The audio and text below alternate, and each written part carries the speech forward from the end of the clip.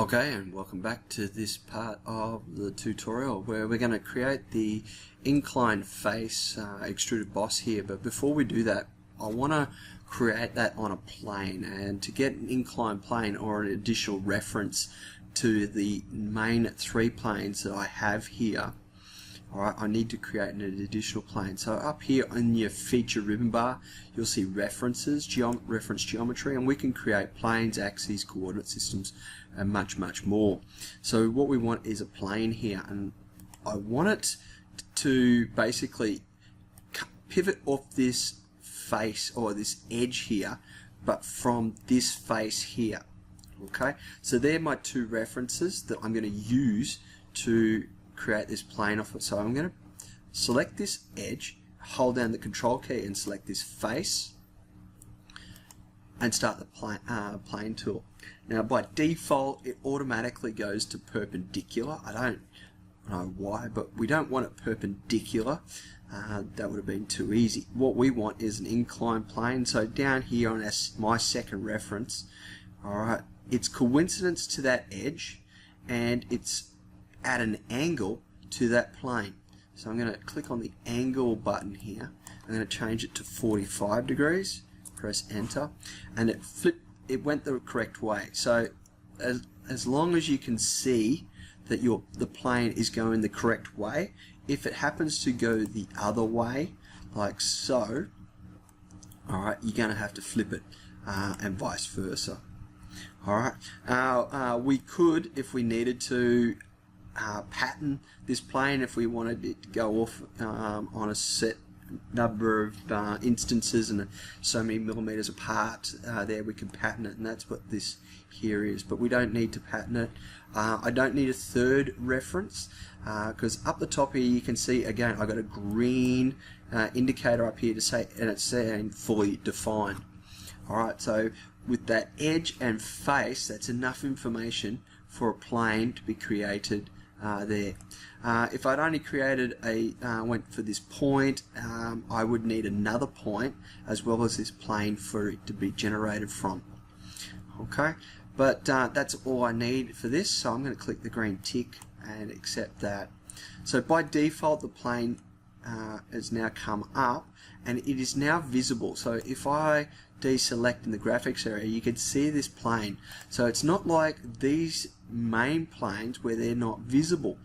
So we don't really need to see it anymore, and I like to turn it off straight away so I don't forget and it doesn't get in the way. If you do need to use it, it's easy to just select it in the tree as it is for the other three planes. So I'm going to right click on this plane, and here you've got the little eye icon with a line going through it. That's the hide. So if I click that, see how the plane disappears. It's still there, it's still physically there, it's just not visible. So I'm going to select this plane, and now I can select the plane again, and I get this option here. I can create a sketch again on that plane. So now I am looking normal to that plane. And if I was to use my left arrow, you can actually see how I'm looking at it perpendicular. Alright, so as I rotate around, the arrow keys are a really good way of manipulating your view at set increments, and you can actually change that in the parameters options, how much that steps around. So using the arrow key to do that is a nice little option. So now I know I'm looking normal too. I've got my origin here. The origin happens to come in on the plane and it's on this line. It's not going to affect what I'm drawing. So I've got this basically oval shape that comes up and over here. So let's start the line tool. Alright, again I'm going to use the mouse gesture, right mouse button and drag to the left. I want to start my line and go up and around, so I'm going to click on here. I want a vertical line, and I want that line to be somewhere around there. Don't worry too much about that. But now I want to go into an arc, so I want to go into an arc. And the beauty of the line tool is I can actually come back And depending on which way I come off the line, whether I come off parallel with the line or go off perpendicular, it will now create an arc. So I'm going to come off parallel, and you can see now I create this arc. Okay, now I'm just going to go back. Alright, it's going to take a bit more. I'm going to come deliberately off at perpendicular. So see how I came off perpendicular? See how it now creates an arc perpendicular to that line. I don't want that, so I'm going to go back again. I'm not clicking anything. I'm just manipulating so that I get the arc that I want. So I want this arc here, and notice how it puts in that dotted line. It's basically making it a 180 wrap arc. I'm going to click there, come back down. I want it vertical again. Snap onto that line there, and to close this feature, this sketch off, I'm going to come back to there, and notice how the line ended once I came back to the start. I'm going to hit the escape key, and that ends the line tool. My design intent is for this shape to be in the middle. So if I click on the front plane, you can see at the moment that front plane goes through the origin, and that's that point there. But my sketch at the moment's not there. So what I want to do is I can, if you hover over the line, notice how I get this little yellow dot. I'm going to zoom in here. So again, I'm going to hover over the line. Notice the dot turning up. So that's this midpoint. So I can click on that midpoint and then control select the origin, and it's not working. Try that again. Actually, better option. Click the line, control select the origin, and we make it a midpoint relationship. That's what I should have done. Rightio.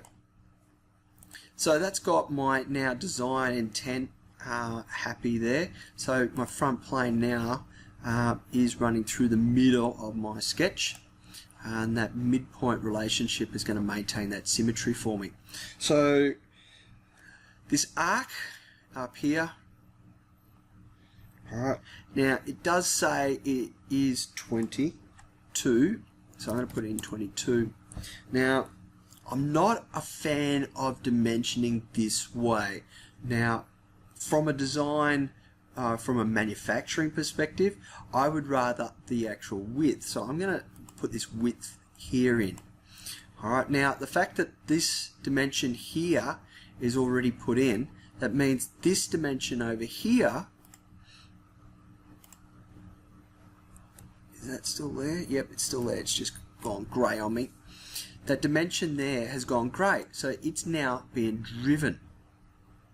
Okay, now I would rather have this driving this. This is nice to have, nice bit of information. Saves you having to divide by 2 in your brain. But this is the driving dimension I feel I would rather have for my design intent. So I'm going to select this, right click, try that again, right click on the dimension. Why? I got the dimension tool running. I'm going to hit the escape key, right click the dimension, right click on it. Now that I've exited the dimension tool, I've got the option, and I've just found this one out. I love it. So over here I've got dimension 2 at sketch 2 here. It's saying it's driven, and it's got this little checkbox. So I'm going to uncheck that. But as soon as I do that, I get this over define warning. Okay? It's telling me basically you can't have this dimension and this dimension driving. One needs to be driven. One needs to be, alright, being answerable to the other. So I'm going to right click on this dimension and now make it driven. So if you ever get that over define, okay, it just means that we've now got a bit of a contradiction and there's two things fighting against each other there. Now I've got this being driven and this being the driver. Whenever I change this, this will update with it there. The last is how far off from the bottom here. to the center of that there, and I'm just going to add another dimension there and make that 30. And that has now fully defined that sketch. Again, you can see here how I've got this sketch and it's on that inclined face, so it's on that plane that we've created. I'm going to go straight into the feature ribbon bar and go extrude. Okay, so my extrude has gone the other way, so I want to flip this extrusion, and you'll note that, see how it extrudes all the way through. Now this doesn't extrude into the L plate on the other side here, it stops at this face. So what we want to do is we want it to actually stop at that point. So I'm going to actually change this. I'm going to try next, see what happens. So it's going up to next, which is doing exactly the same as what another option would be. It would be up to surface. But this time I actually do need to name a surface, so I'm going to click this face, and you can see it does the same thing. I could even change that face to this face, so it extrudes all the way through. As to what the benefits, there's not going to be any extra material added in its calculation of the mass properties or anything. It's just a reference, so it just means it's extruding all the way up to it. So depending on what you want to do. Other than that, we could do a vertex. Again, it would do the same thing, but the vertex won't truncate it. See, notice how I didn't want that up to surface. See how it is not extruding all the way through. It's not going parallel. It's stopping at this face, so it's actually truncating it for us. Alright, and so that's doing exactly what we want here. So I'm going to go up to next again. This is what I want. I'm just going to keep it simple. The reason why I'm going with next as opposed to surface, one, it works. Two, it means I don't have all that extra geometry. So if something was to go wrong with this face or something like that, the model could collapse down the track if there was other changes. So the least amount of references you have, I find the better. Keep your model as simple as possible. So that's got that extrusion there. And I'm going to click the green tick and have that there. So that completes this part of the tutorial. I'm going to save my work, and I'll catch you when we come back. We'll do the boss up here on the end of it.